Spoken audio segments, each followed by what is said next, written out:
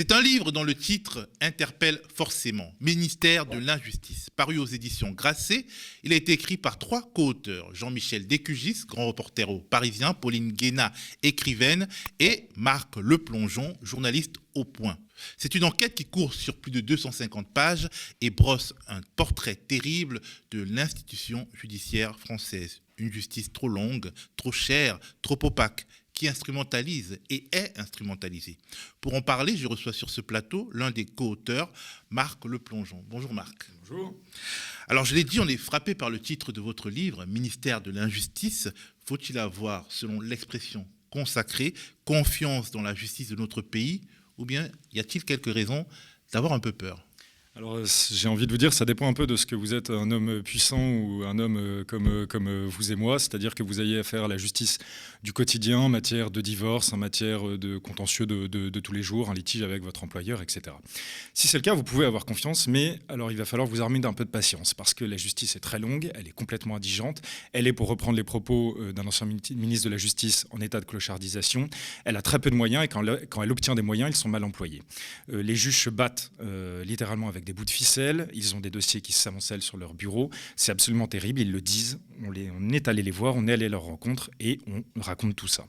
Ensuite, il y a une autre justice, celle dont vous entendez parler, peut-être sur votre plateau, à la télé, dans la presse écrite, à la radio. Cette justice, c'est une justice médiatique, c'est une justice qui concerne souvent des gens puissants, politiquement, médiatiquement, qui sont en tout cas exposés sur la scène publique. Cette justice-là, on a des raisons de s'en méfier et on a des raisons de l'interroger et d'interroger ses coulisses et la manière dont elle fonctionne. On se retrouve avec une justice qui est surveillée de très près, avec des procureurs dont la carrière va être gérée, ou en tout cas le politique va essayer de gérer ses carrières pour avoir la mainmise sur un temps qui peut être court, moyen ou même long sur ces procureurs. Et on va avoir des procureurs exténués et qui vont être obligés de remonter tout un tas d'informations sensibles dès lors que ce sont des personnalités, je le disais, qui sont exposées. On reparlera de cette question de la remontée d'informations. Alors, petite question d'actualité. Le ministère public, auprès de la Cour de justice de la République, vient d'ouvrir la voie à un procès pour prise illégale d'intérêt contre Éric Dupond-Moretti, ministre de la Justice et garde des Sceaux. Comment en est-on arrivé là, à ce qu'un ministre en fonction soit aussi gravement mis en cause, et surtout pour des faits manifestement commis dans le cadre de sa fonction? Alors oui, c'est donc pour cela d'ailleurs qu'il pourrait être jugé prochainement par la Cour de justice de la République. On a un procès qui est aujourd'hui réclamé par François Molins, qui est le procureur général près la Cour de cassation. Comment tout cela commence? En fait, il faut venir au début du mandat, d'ailleurs qui est un mandat au début de la prise de fonction d'Éric Dupond-Moretti à la chancellerie. On est à l'été 2020. Il est à peine nommé, Éric Dupond-Moretti, qu'il va prendre une décision qui va faire polémique, c'est qu'il va décider de lancer une enquête administrative contre 3 magistrats du parquet national financier. Il les accuse d'avoir potentiellement commis un certain nombre de fautes disciplinaires, c'est-à-dire que ce sont ces magistrats qui avaient épluché ses factures détaillées de son téléphone au moment où il était soupçonné, dans une enquête totalement secrète, qui avait d'ailleurs été révélée par Le Point, soupçonné d'être la taupe de Nicolas Sarkozy, c'est-à-dire celui qui informait Nicolas Sarkozy sur des procédures judiciaires en cours. On l'a vu, en fait, c'est une affaire parallèle à l'affaire Paul Bismuth, pour lequel l'ancien chef de l'État a été condamné pour corruption. Éric Dupond-Moretti prend cette décision-là, et en fait, il y a les syndicats, tout de suite, et une association qui est Anticor, qui va déposer plainte en disant Éric Dupond-Moretti n'aurait pas dû pouvoir se saisir de ce dossier car il était en situation de conflit d'intérêts. Pourquoi ? Parce que, il était lui-même visé par cette enquête, les factures détaillées de son téléphone avaient été épluchées, il avait parlé de méthode de barbouzarde, il avait déposé plainte, et en plus c'est un proche de Thierry Herzog qui est l'avocat historique de Nicolas Sarkozy. Et donc les syndicats vont dire, il y a ce qui ressemble à une prise illégale d'intérêt, le ministre était conflicté et il aurait dû immédiatement laisser le dossier au Premier ministre, ce qu'il fera d'ailleurs par la suite. Et donc il va y avoir une enquête qui va être ouverte, elle va durer 3 ans et demi, et les juges de la Cour de justice de la République, de la commission d'instruction, viennent de dire qu'ils avaient mis un terme à leur enquête. Le parquet général a réclamé un procès, et donc maintenant on va savoir dans les prochaines semaines si Éric Dupond-Moretti, oui ou non, sera jugé devant la Cour de justice de la République. En tout cas, c'est une affaire qui est explosive, et elle est explosive à la fois pour lui, pour la Macronie et pour la Sarkozy, mais on en parlera aussi un peu plus tard. Alors, dès sa nomination, son profil est crée des crispations. Il est soupçonné d'avoir été désigné pour faire la guerre au gouvernement des juges. Vous en parlez dans votre livre. Tout à fait. En fait, on a, dès sa nomination, d'ailleurs, il y a l'Union syndicale des magistrats qui va réagir, qui est le syndicat majoritaire, qui est le plus gros syndicat de juges, et il parle immédiatement d'une déclaration de guerre à la magistrature. Donc, c'est pas rien. En fait, Éric Dupond-Moretti, qui est un brillant pénaliste, qui est un plaideur absolument extraordinaire, qui a obtenu un nombre d'acquittements que nul autre avocat, il me semble, n'a obtenu. On l'appelle acquittator. On l'appelle acquittator, qui est quelqu'un de très virulent, et il est connu pour casser du juge. C'est-à-dire que très régulièrement, il se retrouve aux assises et il a des échanges extrêmement virulent, injurieux, diraient certains, avec tantôt les procureurs, les magistrats, mais aussi des témoins qui viennent témoigner aux assises et qui il secouent au sens figuré, bien sûr, mais il y va très très fort. Il a des relations épouvantables avec la magistrature, il n'arrête pas de décrier la magistrature à longueur d'interview en disant que c'est une caste qui ne lui plaît pas, qui n'est pas ouverte sur le monde.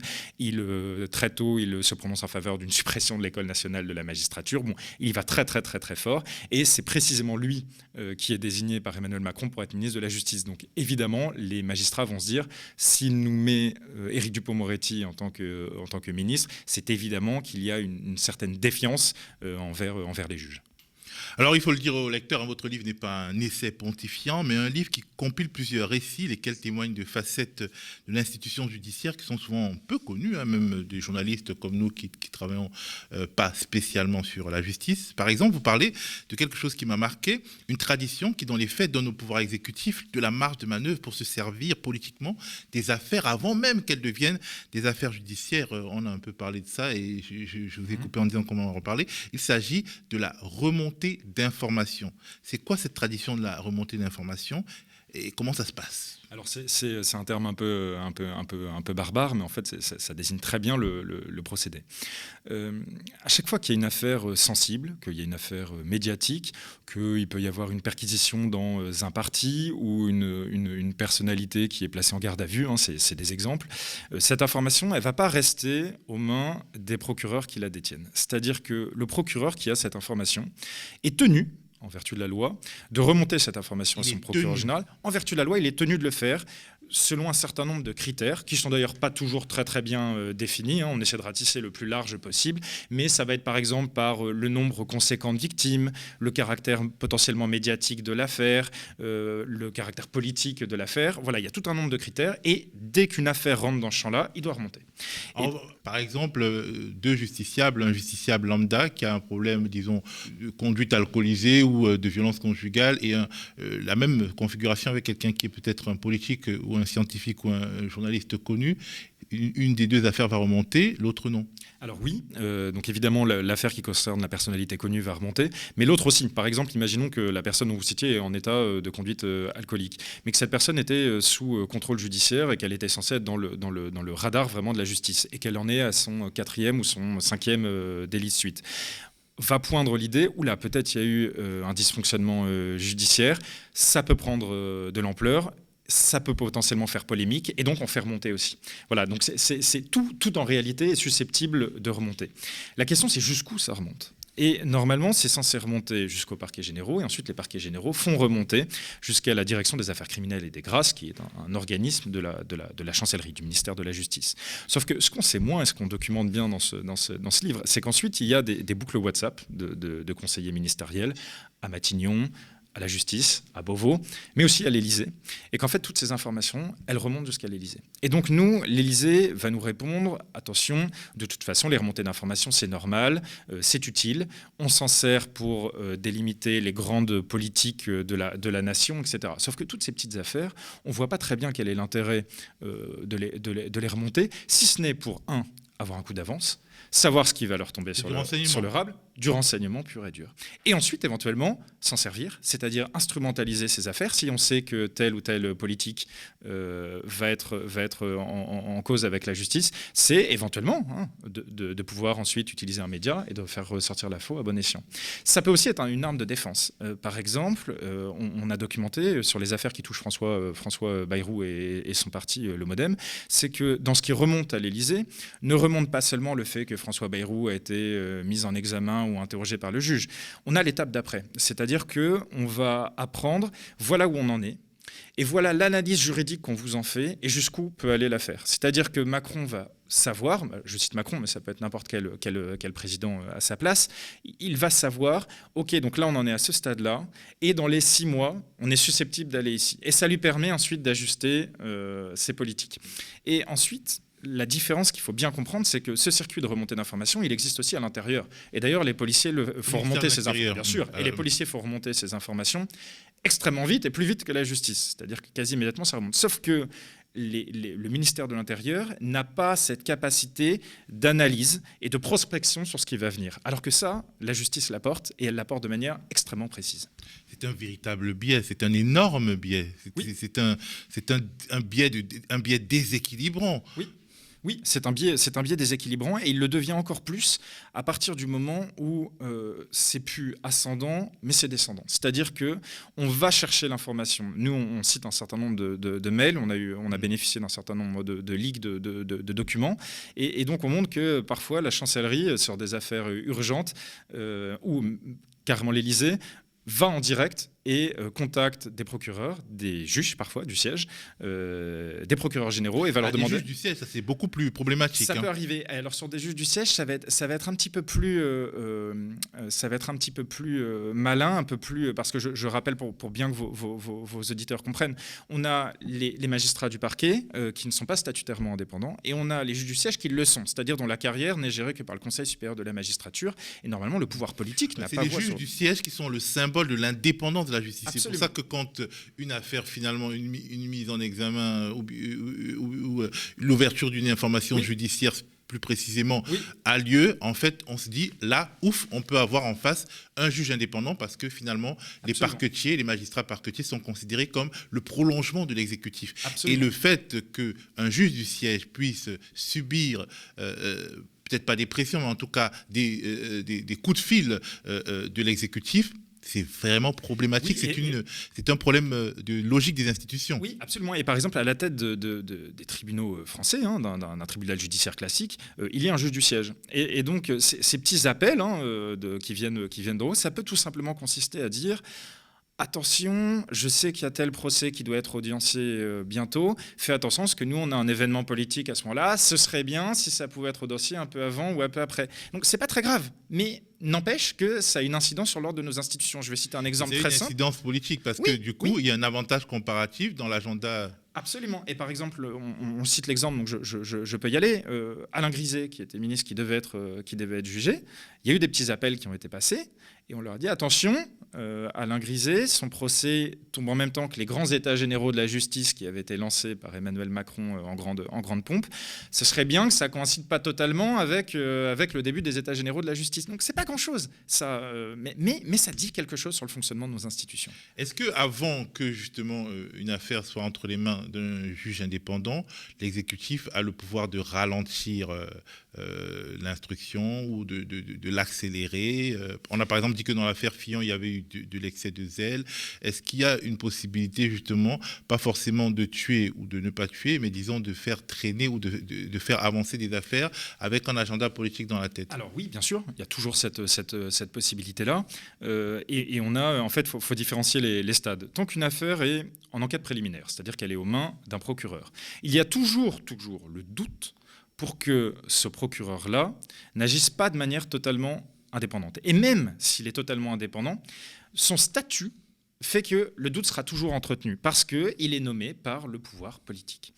Une fois que l'affaire elle arrive en information judiciaire, c'est plus compliqué, car là on a des juges d'instruction, et pour le coup on a des juges d'instruction, notamment à Paris, qui gèrent les affaires les plus sensibles, qui sont farouchement indépendants et qui sont extrêmement bons. Mais après on peut leur couper les moyens. C'est-à-dire que nous, il y a plein de juges qui nous racontent dans cette affaire, très bien, on a hérité d'une affaire très explosive très rapidement, sauf qu'on n'avait pas de policiers pour travailler dessus, on n'avait pas de gendarmes pour travailler dessus, on n'avait pas de moyens pour exploiter les documents saisis. Chaque commission rogatoire qu'on faisait mettait des années à revenir. Les commissions rogatoires internationales, je ne vous en parle même pas, parce que ça passe par le Quai d'Orsay, c'était très compliqué. Et donc, en fait, les juges d'instruction, même s'ils veulent travailler, parfois ils sont complètement annihilés dans leur manière de faire.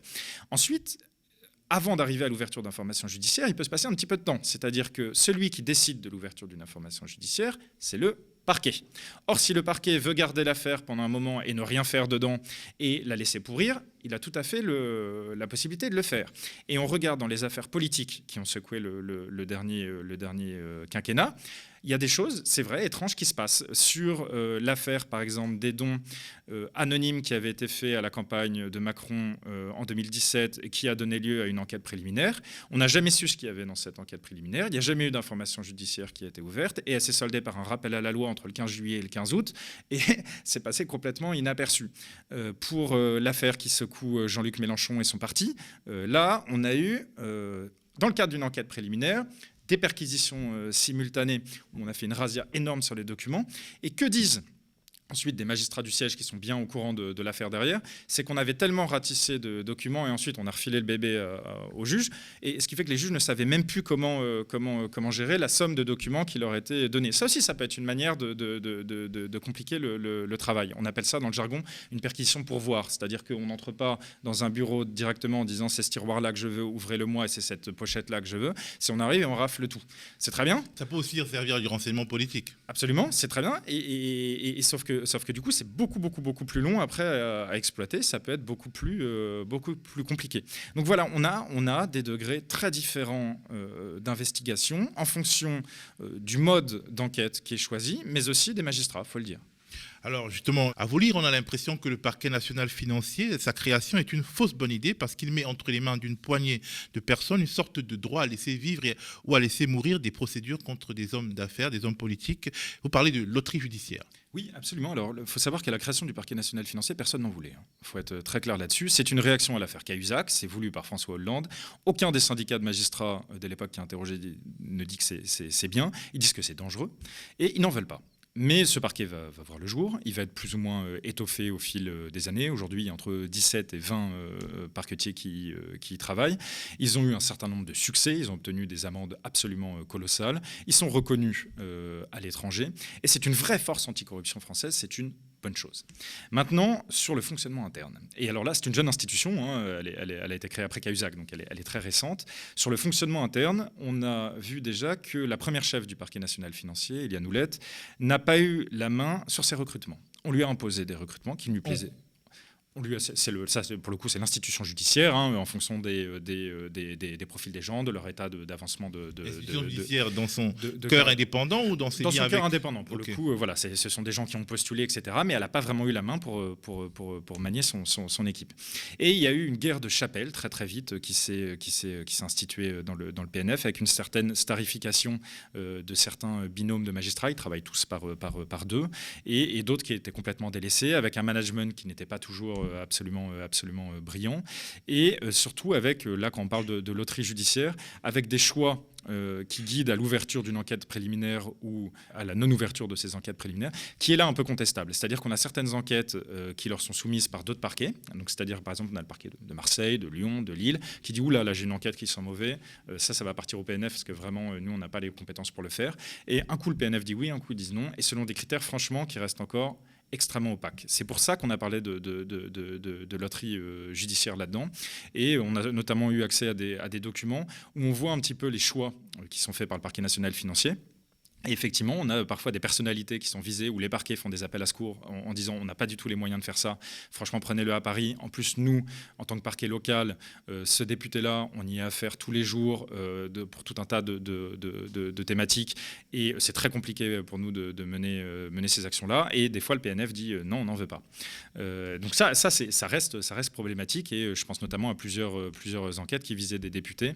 Et ça a été fait comme ça. Et parfois, le parquet national financier répond simplement à absence de grande complexité. Ça veut dire en gros, nous on est l'élite, c'est-à-dire qu'on ne gère que les faits qui sont très durs à mener, avec des longues investigations financières, etc. Et ce que vous nous donnez, c'est pas très compliqué. Par exemple, c'est ennuyant, c'est chiant. Ouais, non, mais c'est pas dit comme ça, mais c'est vrai que après chacun sa spécialité. Attention, quand on est au PNF, mais justement, quand le PNF dit absence de grande complexité, est-ce que les parquets locaux peuvent s'en ressaisir et est-ce qu'ils ont les moyens finalement d'aller au fond? Non. Ça veut dire que c'est une manière de tuer l'affaire. Non, parce qu'après... Dans les faits. Après, le parquet local peut prendre une autre décision, c'est d'ouvrir une information judiciaire, et il la confie à un juge parce qu'ils sentent que ça va être trop long et qu'eux n'en ont pas la capacité. Et du coup, on va trouver des biais comme ça. Mais effectivement, il y a une certaine loterie judiciaire dans la façon dont les affaires sont choisies par le parquet national financier. Et on cite d'ailleurs de nombreux échanges de mails internes au parquet national financier entre des procureurs adjoints, etc., qui se plaignent régulièrement à leur chef de ce que cette affaire-là est prise et de ce que telle autre n'est pas prise, selon des critères qui sont un peu opaques. Alors, vous évoquez un instrument judiciaire qui peut choquer le citoyen lambda, il y a des raisons d'être choqué. Il s'agit du plaidé coupable, et il est directement inspiré des juridictions et des pratiques américaines. Absolument, des pratiques anglo-saxonnes. La CRPC, donc la comparution avec reconnaissance préalable de culpabilité, je suis content, j'ai réussi à le dire en une seule fois. La CRPC, elle était à la base utilisée pour tout un tas de petits délits, c'est-à-dire grosso modo des délits qui ne réclamaient pas une enquête extrêmement approfondie, où il y avait une reconnaissance de culpabilité immédiate, et donc on se mettait d'accord sur un accord, le procureur disait je vous propose telle peine, la personne mise en cause disait ok, et ensuite on passe devant un juge, et ce juge il est juste chargé d'homologuer la peine. Très régulièrement, ça se fait dans tous les tribunaux, c'est une justice qui est totalement expéditive et qui peut mettre plus ou moins tout le monde d'accord. C'est aussi un peu une justice pression, c'est-à-dire qu'en vérité, la personne qui peut avoir commis un délit, si elle est dans une situation extrêmement précaire, etc., elle n'a pas les moyens de se payer un avocat. Elle peut aussi se dire j'ai pas les même s'il est commis d'office tout, on va rentrer dans une procédure très très longue, j'ai pas envie de ça, etc. Donc tant pis, je prends ma peine et je me casse et on arrête là. C'est possible. Là où depuis quelques années on assiste à une énorme révolution de palais, c'est que cette CRPC, elle a été désormais appliquée aux grandes affaires financières. Et donc, c'est-à-dire qu'on a des grands délinquants au col blanc, on a des gens qui sont poursuivis pour des fraudes fiscales, des blanchiments de fraude fiscale sur des montants absolument ahurissants, voire sur des corruptions, on va en parler, ou des trafics d'influence. Et ces gens-là, ils homologuent un accord, ils reconnaissent très rarement leur culpabilité dès le début de l'information judiciaire ou de l'enquête, c'est-à-dire qu'ils vont tout contester pendant 4 ans ou 5 ans, et une fois qu'ils sont acculés et qu'on se rend compte qu'ils vont aller au procès, là, ils essaient de négocier un plaidé coupable. Donc ça peut arriver. Et évidemment, le grand cas qui symbolise tout ça, c'est l'affaire Bolloré. Oui, absolument. Les accusations de corruption contre le puissant capitaine d'industrie qui porte sur la Guinée et le Togo. À la base, tout est censé aller très bien pour Bolloré, sauf qu'une juge, Isabelle Prévost-Després, elle bloque tout, elle refuse l'homologation.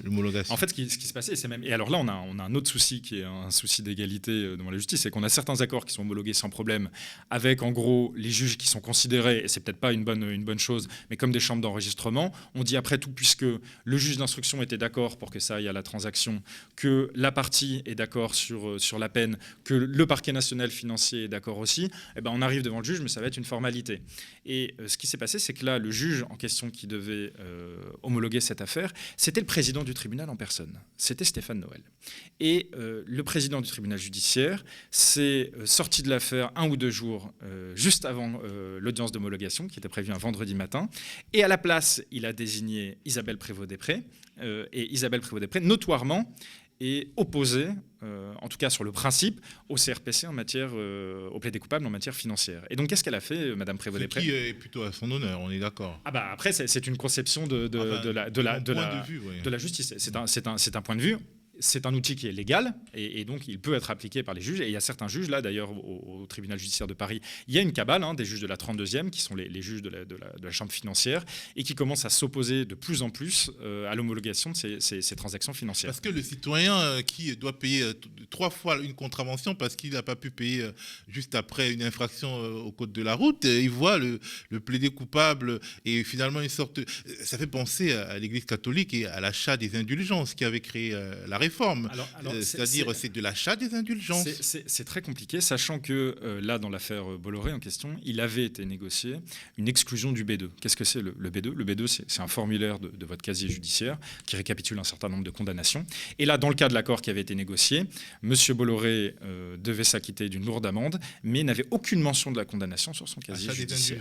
Vraiment... Et donc, c'est compliqué. Mme Prévost-Després a toujours dit, et elle l'a dit par la suite dans une conférence que pour elle, l'exclusion du B2 du casier judiciaire, c'était absolument innégociable, c'est-à-dire qu'elle ne pouvait pas aller valider un tel accord. Il faut aussi voir, et ça c'est ce que disent un certain nombre de magistrats qui sont en faveur de cette justice anglo-saxonne, c'est que dans ces affaires très très très compliquées, où les mises en cause vont embaucher une kyrielle d'avocats, mais vous n'imaginez pas le nombre le legal team qui travaille avec eux sur ces affaires, qui sont extrêmement puissants, qui sont très bons, très procéduriers, et rien ne dit qu'après 6 ans, 7 ans, 8 ans de procédure, le gars soit condamné.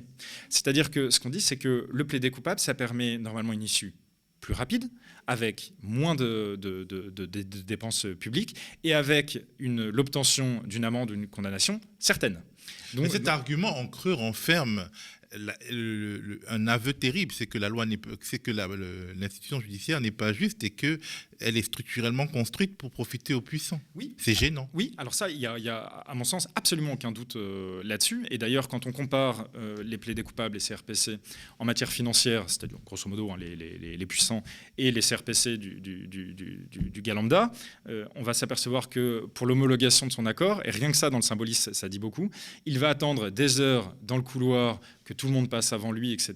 Sur le cas d'une homologation... Le temps de faire contrition. Exactement. Sur le cas d'une homologation CRPC financière, la personne est convoquée à heure fixe, elle va venir, elle va passer tout de suite dans le bureau du juge, et important, et négocier, ça ne figure pas dans l'accord, mais c'est un accord oral avec les différentes parties, que c'est secret. C'est-à-dire que nous, en tant que journaliste judiciaire, on reçoit ce qu'on appelle des rôles, c'est le calendrier des audiences. Donc on sait quand telle ou telle personnalité va être jugée, pour quel fait, et on arrive à obtenir plein d'informations. Les audiences de CRPC financière, on n'a jamais la date. On n'a jamais les noms. Donc, c'est-à-dire que quelqu'un peut homologuer le délit qu'il a commis en se rendant au tribunal et la presse n'en saura jamais rien et il n'y aura personne dans la salle d'audience. Désolé, mais pour quelqu'un qui n'est pas journaliste judiciaire, ça ressemble à de la soumission au pouvoir de l'argent. C'est très compliqué et c'est pour ça qu'il y a un vrai débat qui existe entre l'efficacité de la justice, une justice rapide qui est assurée d'obtenir des résultats, et une justice humaine où on juge le fond et on met tout le monde sur un pied d'égalité. Et oui, il y a un grand écart entre ces deux conceptions de la justice. En plus, même aussi au final, un puissant n'est pas reconnu coupable.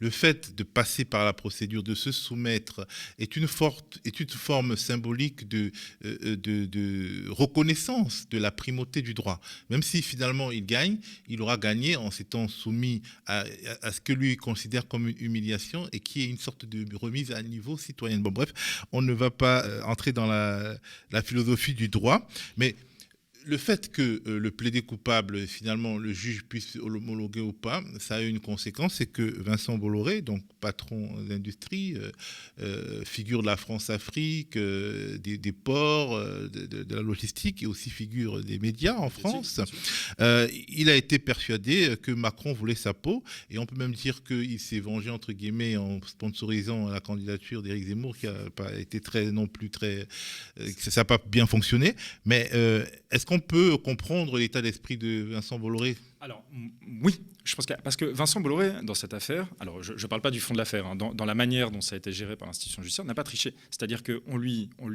apporte une procédure, qui est le plaidé coupable, il l'accepte, il y va, il a un accord avec les juges du siège, qui était le président du tribunal, avec le parquet, donc tout le monde est d'accord, il sait qu'il va y aller, ça doit être une procédure d'homologation simple, et là, de la veille au lendemain, on lui retire son juge, et on lui met à la place une juge où, notoirement, on sait qu'elle est hostile à ces plaidés coupables et on sait qu'elle ne va pas l'homologuer.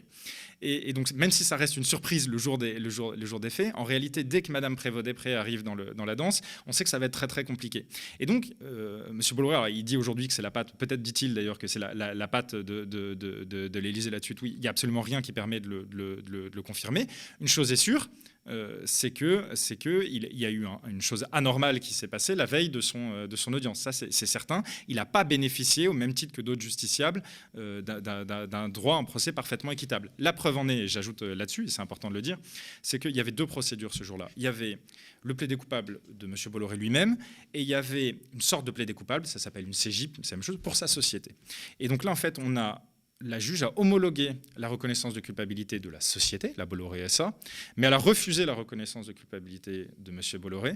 Et dans la reconnaissance de culpabilité de la société, elle a précisé que M. Bolloré reconnaissait sa propre culpabilité. Donc en plus, il y a un, alors ça c'est technique, hein, c'est procédural. Il y a une question de timing. Exactement, en fait, il y a un vrai problème. En réalité, les deux choses n'auraient jamais dû être jugées en même temps sur la même audience. Et aujourd'hui, ce que dit M. Bolloré, c'est qu'il dit « Ok, donc moi on a refusé ma reconnaissance de culpabilité personnelle, je vais être jugé, et je vais être jugé alors même que ma société l'a déjà été, et qu'en plus, dans le cadre de cette procédure-là, on a dit que j'étais déjà coupable. Donc là, il n'est pas d'accord, M. Bolloré, et c'est pour ça que ses avocats pèsent depuis que cette affaire est arrivée, et ils disent qu'il n'y a pas eu un procès équitable. Et le parquet national financier lui-même, c'est des magistrats, le PNF, a lui-même fait un recours devant la Cour de cassation contre la décision de Mme Prévost-Després. Et le recours n'a pas fonctionné. Qui était la juge qui avait homologué les deux.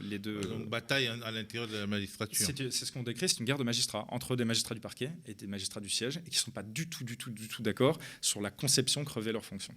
Alors, Bernard Arnault, qui est un milliardaire selon la rumeur publique, la rumeur de la Cour, bien en cours, en fait, il a eu aussi une procédure qui s'assimile à du plaidé coupable dans l'affaire François Ruffin. Oui. Mais lui, de 11 millions d'euros, je crois. Et, je suis pas sûr. Et elle est allée, il a eu son homologation. Oui. Donc Bolloré peut dire les milliardaires chouchous, ils ont un traitement de faveur, même si ce n'est pas vrai. Alors oui, alors ça, on peut le dire. Peut-être que Bolloré le dit, en tout cas effectivement, et c'est là où je vous explique qu'il y a le juge joue encore son office, le juge du siège, puisque dans un cas, il peut examiner le dossier et dire non, l'accord il n'est pas du tout représentatif de la gravité de l'infraction, etc. Et dans un autre cas, il peut dire c'est OK. Mais je crois que sur l'affaire de monsieur Arnault, il y a notamment monsieur Ruffin qui est donc député et qui était visé par des pratiques d'espionnage sur des entreprises, par des entreprises privées qui avaient été embauchées par LVMH à l'époque. On est dans les années 2010.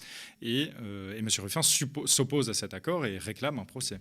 Alors, vous dites justement dans votre livre, on peut tuer un procès ou au contraire le faire prospérer en choisissant un magistrat. Voilà. Ça ressemble à ça. Absolument. Ça ressemble exactement à ça. Alors, une question un peu politique. Que pensent des journalistes spécialisés comme vous, spécialisés dans la machine judiciaire, de la thèse d'une alliance Sarkozy-Macron visant à protéger le premier? Vous parlez dans votre livre, je le dis parce que vous en parlez, dans votre livre d'une conseillère à l'Élysée, Hélène Davot. Elle n'est pas connue du grand public, mais dans l'ombre, elle est très active. Oui, absolument. Alors, c'est une magistrate également qui a fait une très très belle carrière, qui est très appréciée souvent par ses pairs et par les magistrats à qui on parle d'elle. Et donc, c'est une dame qui est conseillère justice de l'Élysée. Elle se décrit elle-même comme l'ombre du président. C'est-à-dire qu'elle n'a pas de voix propre, elle ne peut pas signer de documents, tout. Elle a un pur rôle de conseillère. Et donc, elle veille sur tout. Et donc c'est à elle, effectivement, quand il y a des remontées d'informations sensibles et tout qui remontent, c'est vers elle que ces informations atterrissent, et c'est elle ensuite qui les communiquera ou pas au château, à des proches conseillers d'Emmanuel Macron ou à Emmanuel Macron lui-même.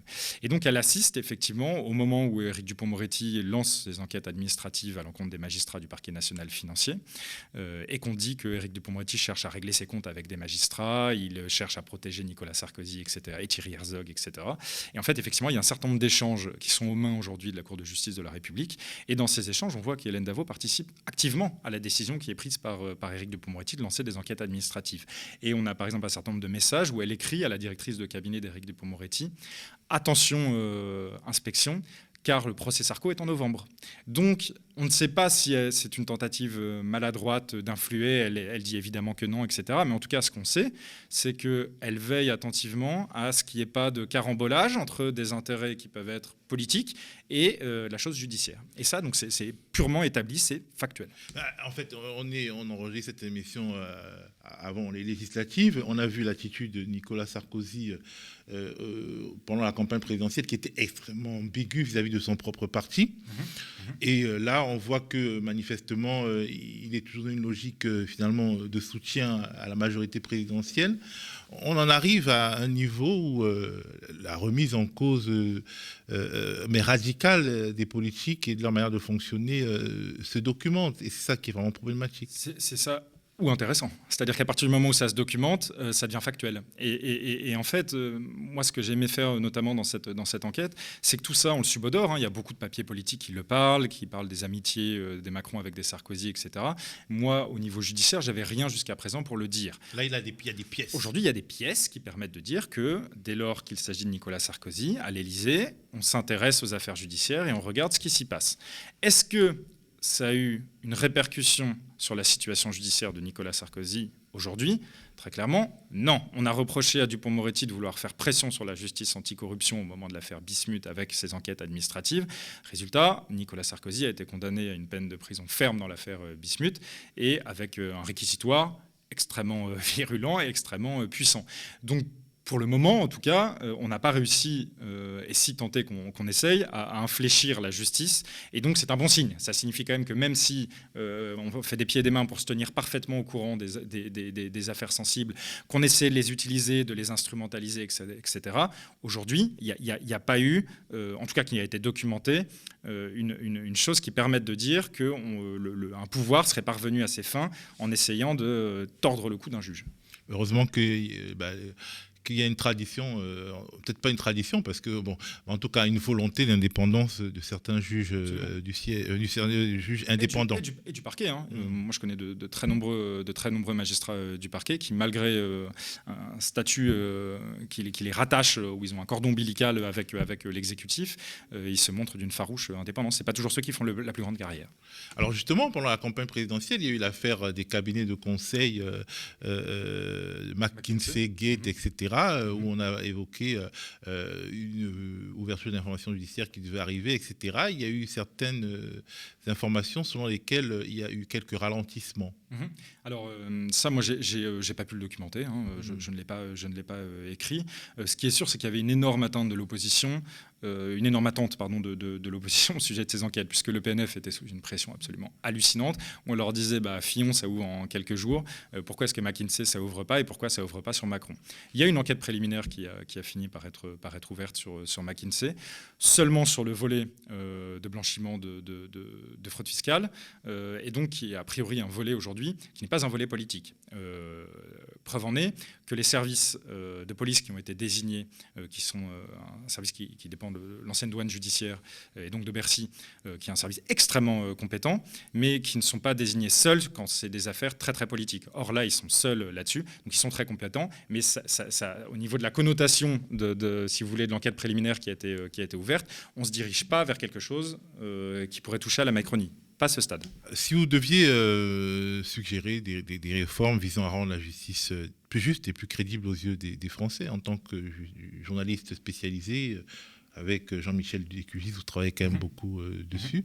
Quelles seraient ces réformes? Alors, il y a des pistes qui ont été ouvertes. La première, c'est évidemment d'apporter de l'indépendance aux magistrats.